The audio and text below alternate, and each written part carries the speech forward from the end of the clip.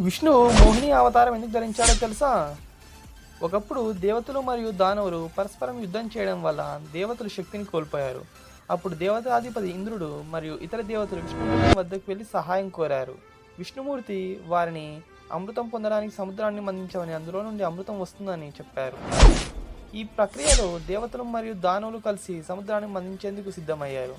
వారు మందార పర్వతాన్ని మందనం చేసేందుకు కొలువు మరియు వాసుకి అనే నాగరాజును మరిచడానికి తాడును ఉపయోగించారు.